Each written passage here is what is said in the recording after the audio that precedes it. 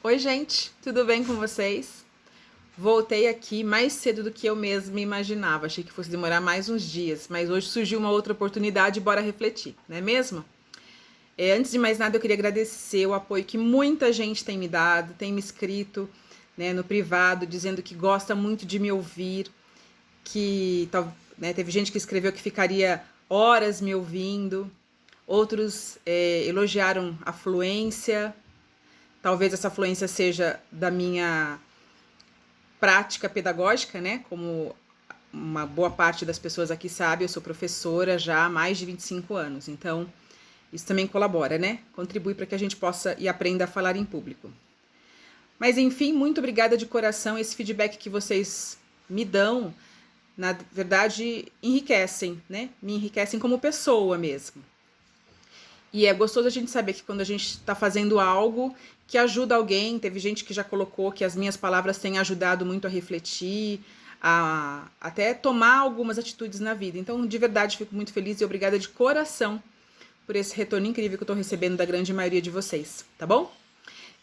Hoje eu queria fazer esse vídeo num outro ambiente. Aqui onde eu moro, na cidade em que eu moro, tem um hospital público com um jardim maravilhoso, uma área verde linda.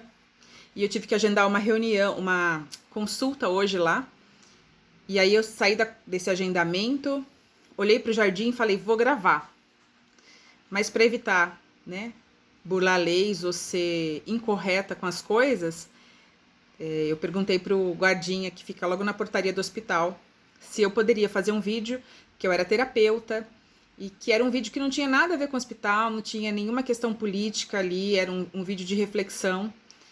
E aí ele falou que ele não tinha autorização para isso, mas se eu fosse até uma parte lá do setor administrativo do hospital e pedisse autorização e eles me autorizassem, eu poderia.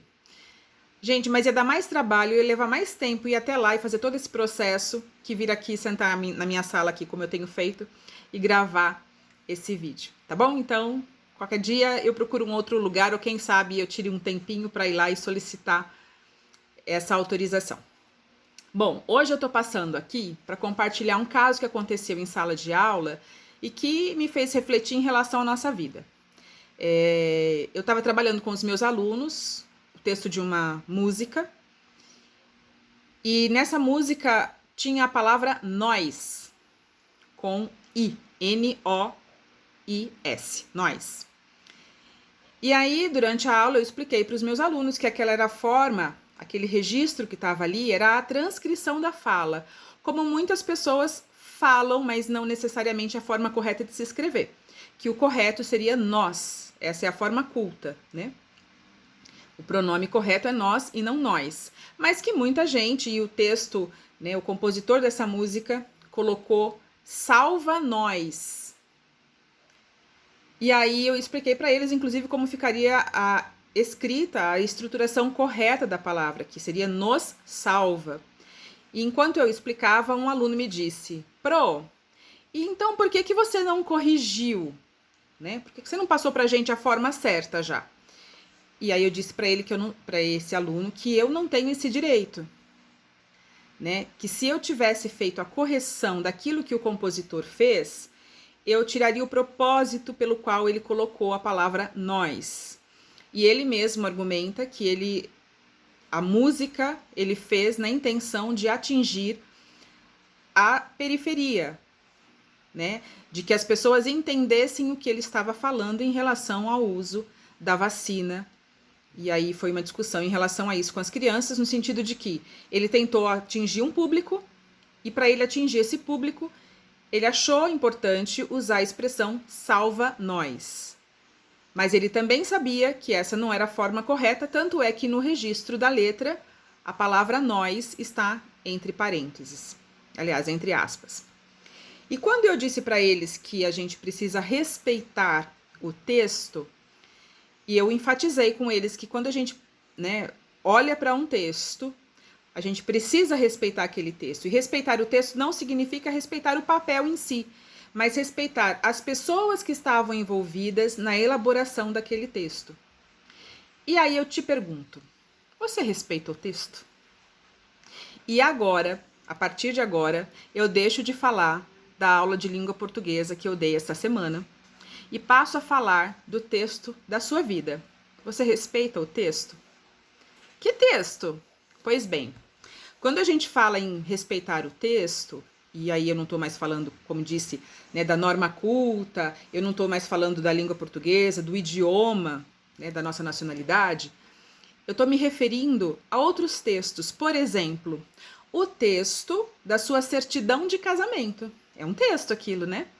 Alguém tirou tempo para redigir aquele texto e você foi lá e assinou.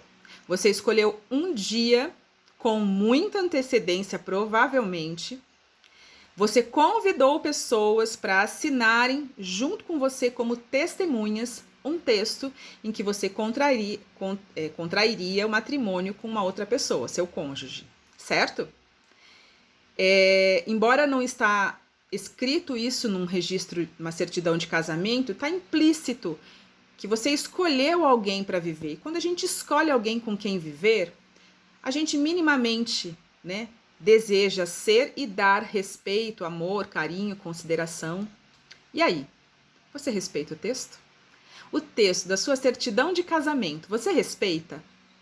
Você trata o seu cônjuge com o mesmo respeito, consideração, afeto, amor que você tratou no dia em que você assinou a sua certidão de casamento, no dia que você foi lá e assinou dizendo que estava se casando com fulano ou fulana de tal?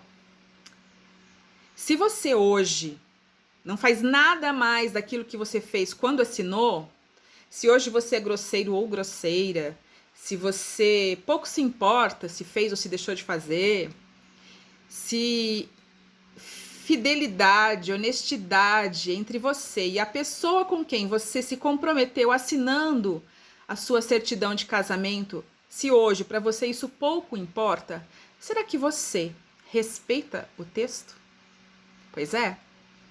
E nesse texto, como eu disse, outras pessoas estão envolvidas, né? Você se preocupou em procurar alguém que fosse lá junto com você, e em geral foi mais de uma pessoa, pelo menos um casal, em que você pediu para que essas pessoas fossem testemunhar, fossem ver você assinando e confirmar pela própria assinatura dela de que você realmente fez isso. Então é algo para você pensar aí, se você respeita ou não o texto. Você respeita o texto da certidão de nascimento dos seus filhos? Caso você tenha mais de um, ou se você tiver um, você respeita o texto da certidão dele? Porque ali naquele texto diz que no dia tal, a criaturinha, seu filho, nasceu e os pais são você e seu cônjuge e o nome dos avós, certo? Ali diz que o pai e a mãe são você. Não é a babá, não é a avó, não é o vô, não é o tio, não é o vizinho, não é a escola. Você respeita esse texto? Ou, quando as coisas não dão certo na criação de seus filhos, você culpa o padrasto, o tio, a tia. Ó, ele é assim, ó, que o vô estraga. Ele é assim porque eu falo uma coisa aqui e quando vai para casa dos tios, olha lá, ó, nada acontece. Ah, a professora não faz nada. Ou, isso aí, ó, ele fica com a babá o dia inteiro, quando chega em casa eu não consigo dominar. Você respeita o texto? O texto diz que o pai ou a mãe é você. E como é que você faz para respeitar esse texto? Reflita aí. E eu estou dizendo sobre este texto em especial com conhecimento de causa, porque sou professora, além de terapeuta. E por vezes, quando precisei, né, alguns aqui já sabem, eu atuei por 9 anos como coordenadora pedagógica, e todas as vezes que precisei chamar pais como coordenadora ou como professora, ouvi dos pais: professora, é o pai dele que faz isso. É a avó que estraga. Mas o texto diz que você é responsável, seja você pai ou seja você mãe. E aí também não dá pra gente ter esse discurso de, é o pai que estraga. Então, vocês dois precisam, primeiro, entrar em acordo com o primeiro texto do matrimônio. Ah, mas eu já me separei. Então, volto lá no texto do divórcio.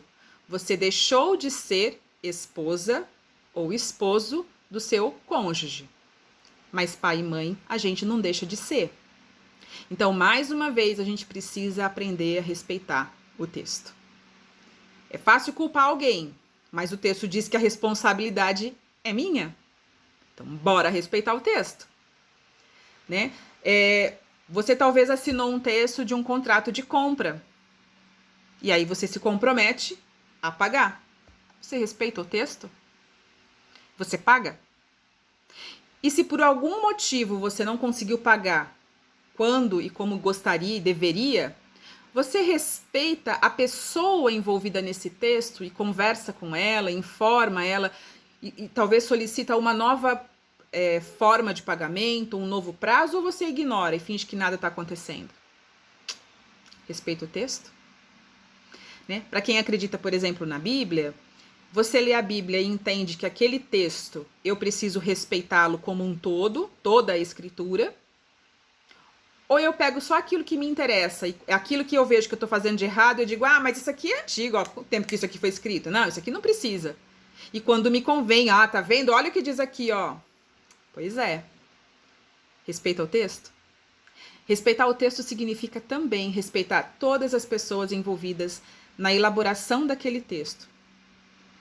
Por exemplo, uma certidão de casamento tem um juiz de paz, tem uma autoridade ali. Tem o seu cônjuge, tem os padrinhos, e muitas das vezes, para comemorar o texto que você assinou, você faz uma festa. E olha que às vezes faz uma baita de uma festa. De que adianta a festa se você não respeita o texto? Certo? Eu só passei aqui para te trazer a essa reflexão. Você respeita o texto? Eu respeito. E você? Me diz aí.